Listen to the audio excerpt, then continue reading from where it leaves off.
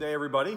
Today is Tuesday, and we continue our daily Psalms for Hope, and we're on Psalm 45 today. This is not written by David, but this is written as a song.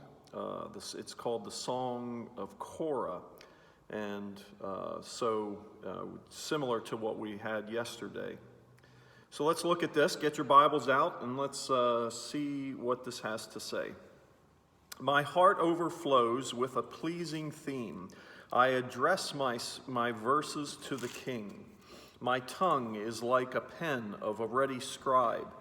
You are the most handsome of the sons of men. Grace is poured upon your lips. Therefore God has blessed you forever. Gird your sword on your thigh, O mighty one, in your splendor and majesty. In your majesty ride out victorious for the cause of truth and meekness and righteousness. Let your right hand teach you awesome deeds. Your arrows are sharp in the heart of the king's enemies. The peoples fall under you. Your throne, O God, is forever and ever. The scepter of your kingdom is the scepter of righteousness. You have loved righteousness and hated wickedness. Therefore, God, your God, has anointed you with the oil of gladness beyond your companions. Your robes are all fragrant with myrrh and aloes and cassia. From ivory places, stringed instruments make you glad. Daughters of kings are among your ladies of honor. At your right hand stand the queen in the gold of Ophir. Hear, O daughter, and consider and incline your ear. Forget your people and your father's house, and the king will desire your beauty. Since he is your Lord, bow to him. The people of Tyre will seek your favor with gifts, the riches of the people. All glorious is the princess in her chamber, with robes interwoven with gold. In many colored robes she is led to the king, with her virgin companions following behind her. With joy and gladness they are led along as they enter the palace of the king. In place of your fathers shall be your sons. You will make them princes in all the earth. I will cause your name to be remembered in all generations. Therefore, nations will praise you forever and ever. Well, this is an interesting psalm.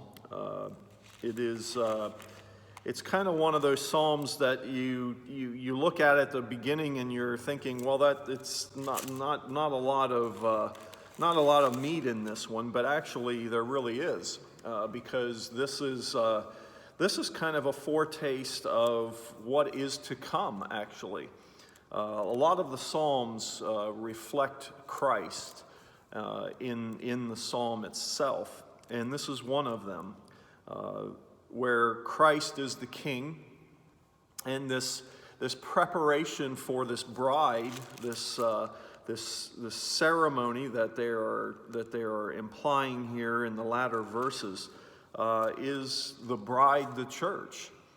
And what is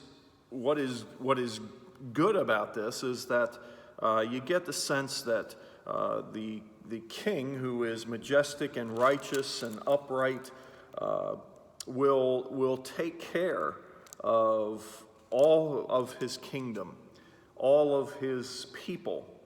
And where this means something to us is in the fact that, we have this God who came and lived and died and rose again on the third day for our sake. This psalm is really nothing but a spiritual picture of how he will be to his church. I know on one of the notes here it says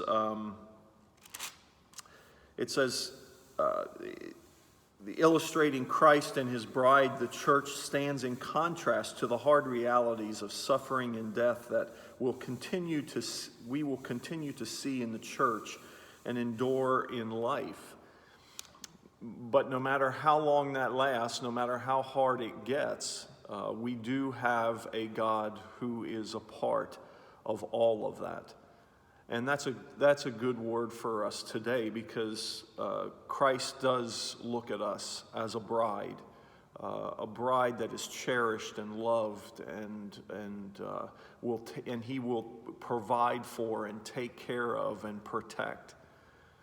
That's you and me, and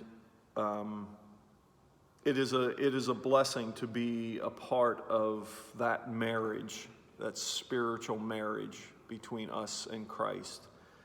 And so think about that today as you, whenever you read this, whenever you look at this or listen to it, think about what has happened in your life today, but also think about Christ as the one who is the protector and provider, the King and the husband to us in times of trouble and in times of hardship, because we will cast his name to forever, to all generations, when we look at him as the God and King that he is.